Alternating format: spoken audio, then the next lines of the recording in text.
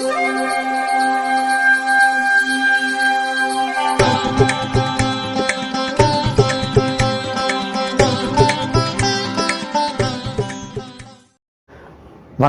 வசந்த காலம் YouTube channel வாயிலாக ஜோதிடர் சண்முகப்பிரியன், சென்னை அடையாறிலிருந்து ராசி பலன், மாதாந்திர ராசி பலன் பார்த்துக்கிட்டு வரோம். அதில் இந்த மார்கழி மாதத்திற்கான சோபக்கிருது வருடம் மார்கழி மாதத்திற்கான பலாபலன் ரிஷப ராசிக்காரர்களுக்கு எப்படி இருக்குது அப்படிங்கிறதான் பார்க்க போகிறோம்.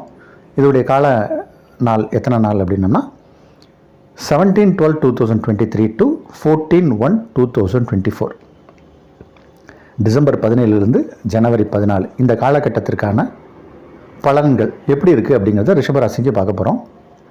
பொதுவாக சூரியனை மையமாக வைத்து சொல்வது தான் மாத பலன், சந்திரனை மையமாக வைத்து சொல்வது தினப்பலன். இந்த மாதத்தில் என்னென்ன சின்ன சின்ன கிரகங்கள் மாற்றம் இருக்குது அப்படிங்கிறத பார்த்துட்டு நம்ம பலனுக்கு வரலாம். அதில் மார்கழி 4 டிசம்பர் 20 கும்பத்துக்கு சனி மாறுகிறார், அது முதல் மாற்றம்.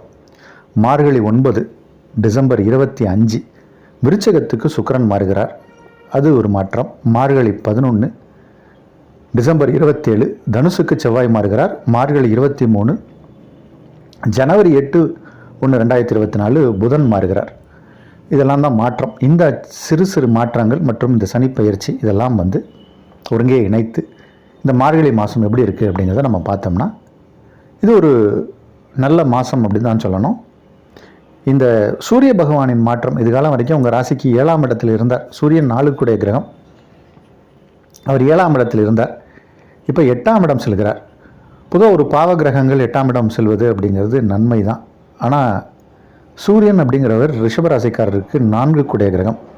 இடம், வண்டி, வாகனம், சொத்து, சுகம் அதற்கு அதிபதி சூரியன் தான். அவர் 8ஆம் இடம் செல்வது அப்படிங்கிறது ஒரு நல்ல பலன் இல்லை அப்படின்னு தான் சொல்லணும். ஆனால் உங்களுக்கு நல்லா தான் இருக்கும். காரணம் என்னென்னா 8ஆம் இடம் சூரியன் சென்றாலும் குரு பார்வையில் சூரியன் வரார்.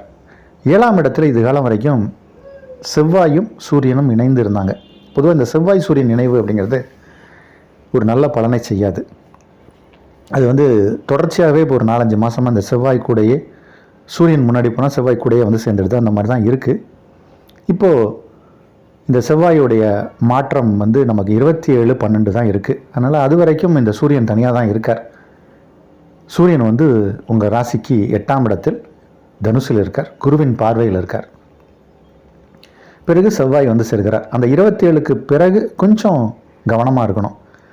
கை கால்களில் அடிபடலாம், எலும்பு சம்பந்தப்பட்ட விஷயங்கள். இல்லை சில பேர் இந்த சீடை முறுக்கு அப்படின்னு ஏதோ கடிக்கிறேன்னு சொல்லிட்டு பல்லை வேகமாக கடித்து பல் உடையும், சின்னதாக பல் கிராக் ஆகும், டென்டிஸ்ட்டை போகிற மாதிரியான ஒரு நிலை ஏற்படலாம்.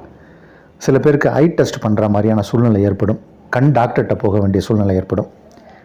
அதனால் கண் டாக்டர், பல் டாக்டர், இந்த மாதிரி எலும்பு சம்மந்தப்பட்ட ஆர்த்தோ இந்த மாதிரியான டாக்டர்ஸ்ட்டை போகிற மாதிரியான ஒரு சூழ்நிலை ஏற்படும் ரிஷபராசிக்காரர்களுக்கு இந்த மாதம். ஏன்னா கிரகநிலை அப்படி தான் இருக்குது. சுக்கிர பகவான் உங்கள் ராசிக்கு உரிய கிரகம் சுக்கிரன், அவர் மார்கழி 9 டிசம்பர் 25 அன்று 7ஆம் இடம் வருகிறார். சுக்கிரன் 7ஆம் இடம் வருவதுங்கிறது ஒரு சிறப்பு.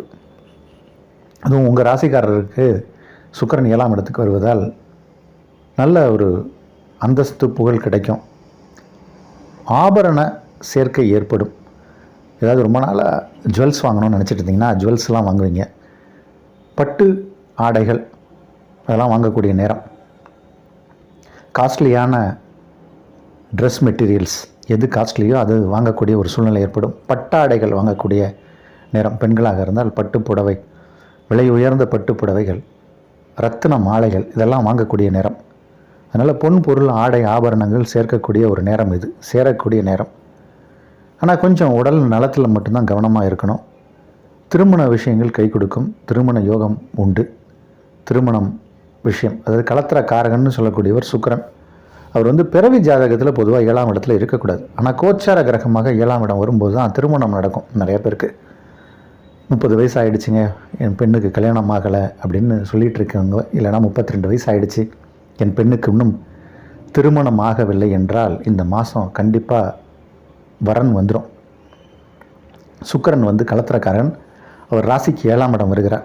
இந்த மாதம் மார்கழி, ஆண்டாள் உடைய பாசுரம், ஆண்டாளுடைய ஒவ்வொரு பாடலும், அந்த ஆண்டாள் பாடிய மார்கழி மாதத்தில் ஒவ்வொரு நாளும் நம்ம வந்து காலையில் அந்த பெண்ணை நீங்கள் யாராவது அழைச்சிட்டு போகலாம், இல்லை அவங்களே விருப்பப்பட்டு பெருமாள் ஆலயம் சென்று அங்கே ஆண்டாளுக்காக பாடப்படும் பாசுரங்களில் கலந்துக்கணும். இல்லை நமக்கு தெரிஞ்சால் அந்த திருப்பாவை 30 பாட்டையும் ஒவ்வொரு நாளுக்கும் ஒவ்வொரு பாட்டை பாடுவது, ஆண்டாளை வணங்குவது அப்படின்னு இதுதான் பரிகாரம். இந்த மார்கழி மாதத்தில் அந்த நோன்பு இருந்தால் எப்படிப்பட்ட ஜாதகத்து தோஷம் இருந்தாலும் அது விலகிரும். திருமணம் ஆகாதவர்களுக்கு திருமணம் நடக்கும். அதுதான் இந்த மாதத்தோட ஸ்பெஷாலிட்டி. அதே மாதிரி நிறைய நமக்கு டேலண்ட் இருக்குது, ஆனால் அந்த டேலண்ட்டை வெளியே கொண்டு வர முடியல. வெளியே காட்டினாலும் பலிக்க மாட்டேங்குது. என் டேலண்ட் என்னுடைய பாஸுக்கு தெரிய மாட்டேங்குது, என்னை அங்கீகாரம் பண்ண மாட்டேங்கிறார் அப்படின்னு சொல்லிட்டு இருப்பாங்க. இந்த மாதம் ஆருத்ரா தரிசனம் வரும். அதற்கு அந்த நடன சபாபதி அப்படின்னு சொல்லக்கூடிய நடராஜரை வணங்குவதால் நமக்கு ஒரு அங்கீகாரம் கிடைக்கும். ஆஃபீஸில் வேலை செய்யும் இடத்துல நீங்கள் யார் அப்படிங்கிற ஒரு அங்கீகாரம் கிடைக்கும், பெயர் புகழ் கிடைக்கும், அந்தஸ்து உயரும், கௌரவம் உயரும். இதெல்லாம் வந்து இந்த மாதத்துடைய பலன். அதனால் ஹெல்த் விஷயத்தில் மட்டும் கொஞ்சம் கவனமாக இருங்க. கல்வி பயிலும் மாணவ மாணவிகளுக்கெல்லாம் நல்லா படிக்க முடியும். கான்சன்ட்ரேஷன் பவர் நல்லா அதிகரிக்கும், பிரமாதமாக படிப்பாங்க, ஞாபகத்திறன் அதிகரிக்கும், நல்ல மார்க் வாங்குவாங்க, ஸ்கோர் பண்ணக்கூடிய திறன் இருக்கும். திருமணம் ஆகாதவர்களுக்கு திருமணம் நடக்கும். அது ஆண்களாக இருந்தாலும் சரி, பெண்களாக இருந்தாலும் சரி, திருமணம் நடக்கக்கூடிய யோகம் பிரமாதமாக இருக்குது. திரும்பவும் சொல்கிறது என்னென்னா, ஹெல்த்து மட்டும்தான்.